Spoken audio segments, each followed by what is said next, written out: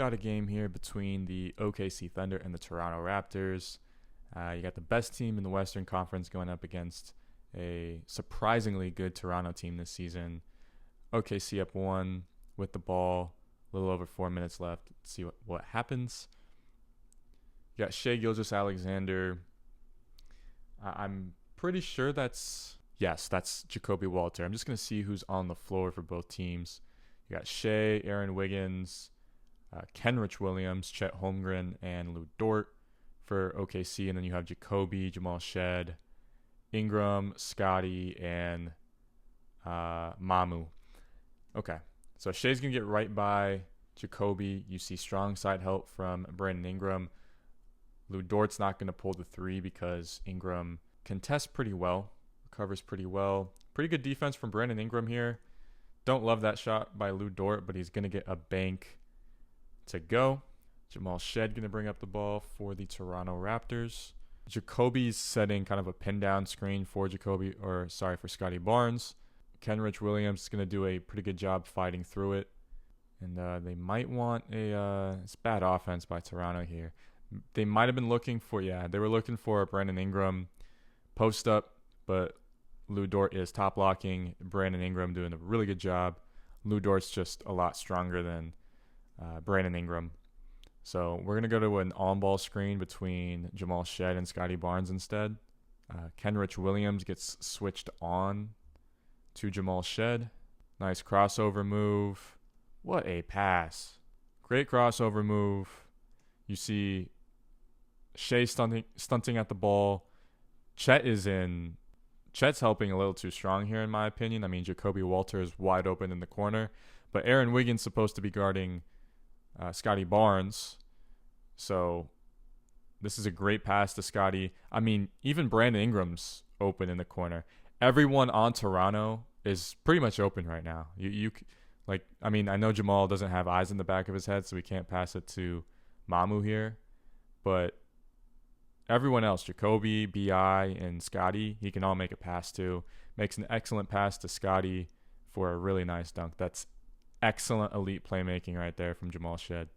Shai trying to get the ball, trying to get open. He's going to get by Jacoby again. Sandro helping on that strong side again. Kenrich has a good look at three, just won't go. Ball now in the hands of B.I. Do we have numbers here? No, it's a 3-on-4. B.I. going to take Chet head on. Jacoby's trailing. I mean, let's see how this OKC defense is setting up. So, I don't know what Lou Dort is doing here. I don't know who he thinks he's guarding. Aaron Wiggins is going to be on Scotty Barnes in the corner. Chet is on B.I. Everyone else on OKC, like Shai, Kenrich Williams, and Lou Dort, I don't really know who they're guarding. Yeah, I mean, Jacoby's just wide open. I feel like when you miss a shot, like you want to get your defense set pretty quickly. Lou Dort just does a pretty lazy job at getting back on defense. Like you got to pick your man up pretty quickly, or else you're gonna have a wide open look like this one. Jacoby just doesn't get it to go. It's a good look though. We have a foul on OKC, so Toronto's going to retain possession. Ball inbounded to Scotty Barnes. We have a flare screen for Jacoby Walter going on the opposite side of the court. Pass to Jamal Shed. It looks like Quickly's now in the game. He's going to set a back screen for Brandon Ingram. Yep. Quickly might now come off of this off-ball screen by Scotty Barnes. There's just nothing's there. I think that's probably a little bit too predictable. OKC's just doing a really good job defending these off-ball screens. No one is open. I don't know if Jamal Shed hasn't dribbled yet. So I think with this point, with 5 seconds left on the clock, you just need to make a move and get a shot off. I mean, that's the best that Shed could do there. Good defense by OKC. Aaron Wiggins going to lose the ball in transition. Unfortunate. Shed with the turnover, or steal, I should say. Scotty. Now here's the thing with Chet Holmgren. When a guy like Scotty Barnes, who is stronger than Chet, is coming at you full speed, Scotty's just going to put his shoulder into you. And I mean, it's not a good finish, but this is how you're going to be able to beat Chet Holmgren at the rim. Because, I mean, Chet's one of the elite shot blockers in the league, don't get me wrong. But if there is a weakness that you are able to attack with him defensively, it is his strength. So Scotty does a great job here using his shoulder to initiate contact, create some space, but does he get fouled? I mean, hey, he even gets fouled. So you'd love to see Chet, kind of improve his strength, but he just doesn't have the build to compete with a Scotty Barnes who's putting his shoulder in and Chet's chest there. So there's going to be a review. Don't know really what happened, but jump ball at midcourt. Going to Scotty again. Ball now in the hands of Jamal Shed. Let's see. It looks like, who did they sub in quickly for? Looks like they subbed in quickly for Mamu. So we're going really small now with this lineup. OKC staying with the same lineup. No J-Dub. He might be hurt for this one. I see no Caruso either. No Hartenstein. Hartenstein's been out for a while. Another on-ball screen. I mean, if Jamal's comfortable with taking this, Chet's kind of playing a little deep there in drop coverage. Kenrich going to do a pretty good job recovering, though. Just a bigger defender. We're going for another, let's see here. Quickly wants to set a back screen for Brandon Ingram, but Brandon Ingram wants to go get the ball off a handoff from Jamal. Or no, sorry. Brandon Ingram's going to set a down screen for Emmanuel Quickly. So Quickly's coming off the handoff. Does anyone switch here? Aaron Wiggins going to stick onto Quickly. So it's just an on-ball screen set by Scotty Barnes. Great defense from Aaron Wiggins. Clear out. We're going to have to isolate again. Decent move by Quickly. It's a decent look, just a little off balance. OKC defense is just relentless. It's very impressive to watch. Shea's going to take Jacoby head on yet again.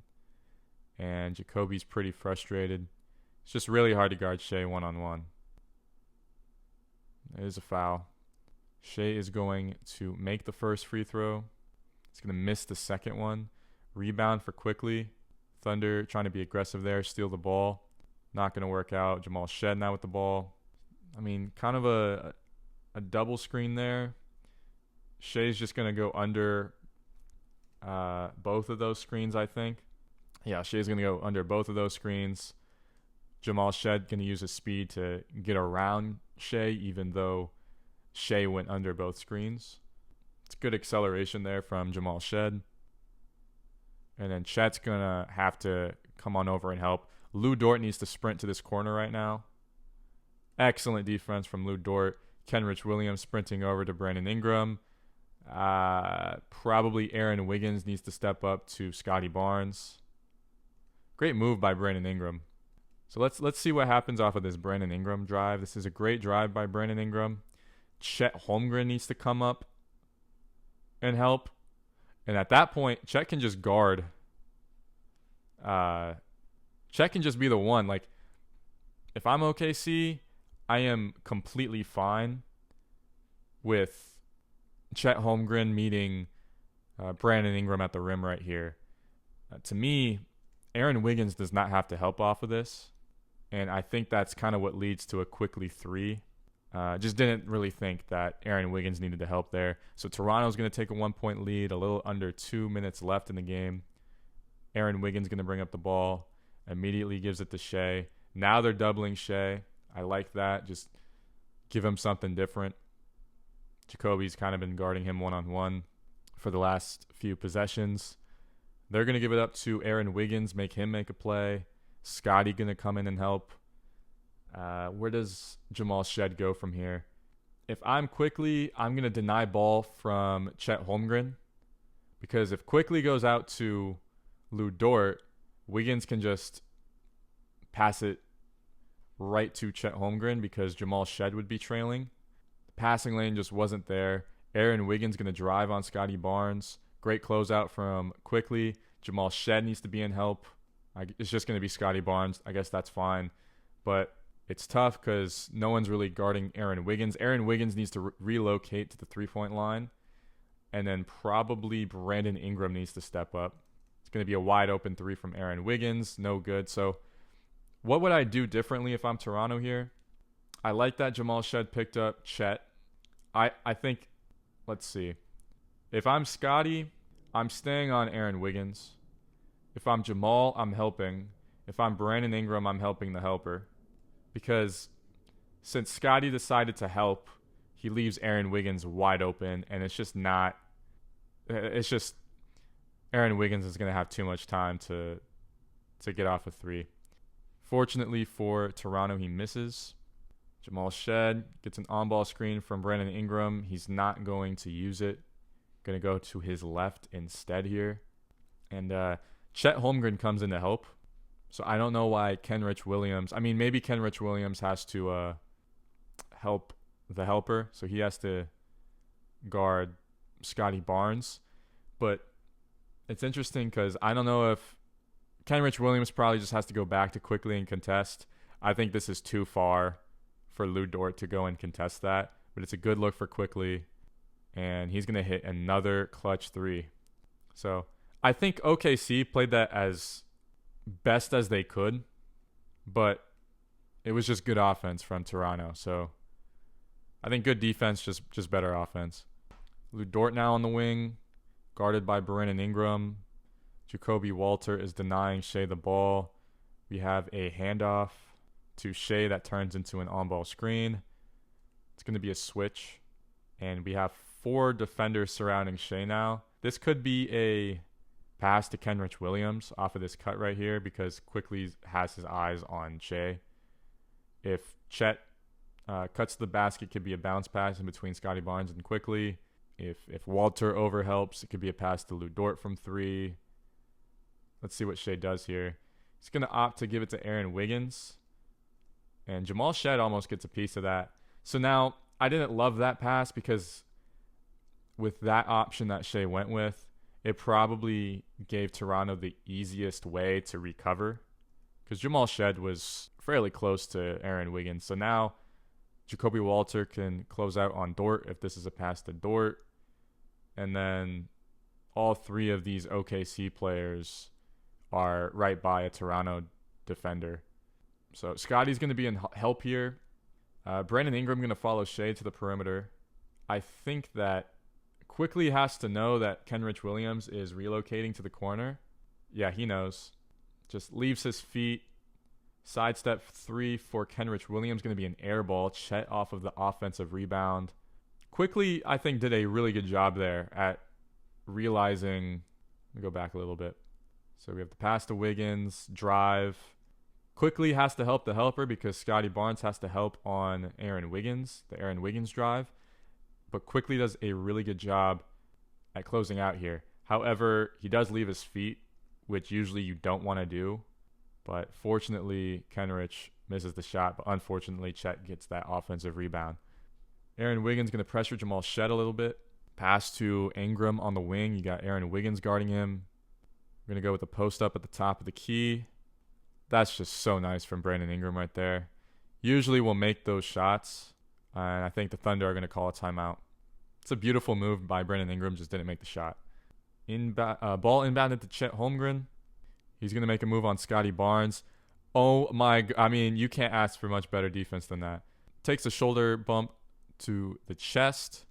Uses his length to block the shot. I mean, that's a amazing defensive play. One of the better defensive plays I've seen from a player this season. Excellent defense from Scotty Barnes. So now Thunder, I mean, there's a 3.7 difference between shot clock and game clock. This is an interesting situation because usually when the time on the shot clock is less than the time on the game clock, I choose to not foul, especially like when you're down 2. But I don't know if that's enough time and you're not necessarily guaranteed to get a defensive rebound. So I'm really intrigued to see what OKC does here. If they didn't have a timeout, I would definitely foul.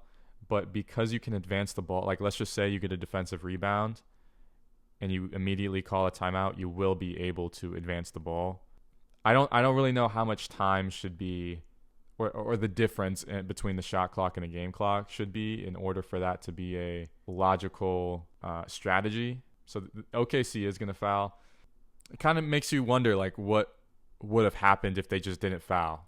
If they just played defense, maybe Toronto misses, they can get a rebound with 2 seconds left in the game, immediately call timeout, and then they have ball at half court with 2 seconds left, only down 2. Because now they're probably going to be down 4. Wow, missed free throw. They're going to be down 3 with 13 seconds left. So you probably would rather have that down 3 with 13 seconds left than down 2 with 2 seconds left. But if he makes both free throws, then you're down 4 with 13 seconds left. I don't know. It's a tough spot to be in. But you're not going to get the defensive rebound anyway. Jamal Shead going to miss both free throws. Jalen Williams just not really in a position to get this rebound. Scotty Barnes does an excellent job at getting into position, tipping the ball out, and quickly is now going to go to the line. It's kind of interesting. I don't know if I've ever noticed this with Jamal Shead's free throws, but he's not really in the center. He's kind of off to the left a little bit. So I don't know if that's how he shoots free throws, but it's interesting to point out. Quickly at the line, some 2 clutch free throws. He's been super clutch today. Hit 2 extremely clutch threes that probably is going to win them the game. Makes the second one as well. So now OKC, I mean, wouldn't you call a timeout to advance? Or you probably, I mean, it's a 2-possession game. So you probably want to call the timeout the next time you have possession. But, I mean, it's just not a good spot for OKC to be in here. I don't know how many teams have come back being in this position. You're going to have you're just going to have, is that Kenrich? Or I think that's Isaiah Joe. I mean, I don't know. It's just good defense by Toronto here. Isaiah Joe's just going to come up. Jalen Williams doesn't really even set a screen. Brandon Ingram plays good defense. And he just doesn't get a good look. Doesn't even take a 3. So Toronto's going to win that game. I'm really impressed with Toronto this season. I don't know what seed they are currently in the Eastern Conference. Let me check real quick. So after that game, they are the 3 seed, which is very impressive over teams like New York and Cleveland.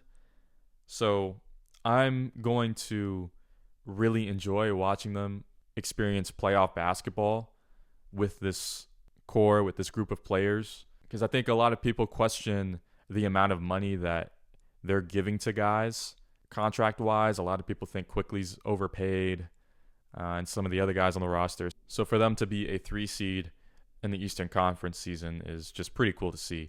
As for OKC, you've seen them lose quite a bit of games recently. I think ever since that NBA Cup game against San Antonio, like, they've lost a pretty normal amount of games. Because that first, I don't know, 25, 30 games, whatever it was, they were looking unbeatable. Like, a lot of people thought they'd beat Golden State's record, but I think they're coming down to earth a little bit. And I think the loss of Hartenstein is really affecting them right now.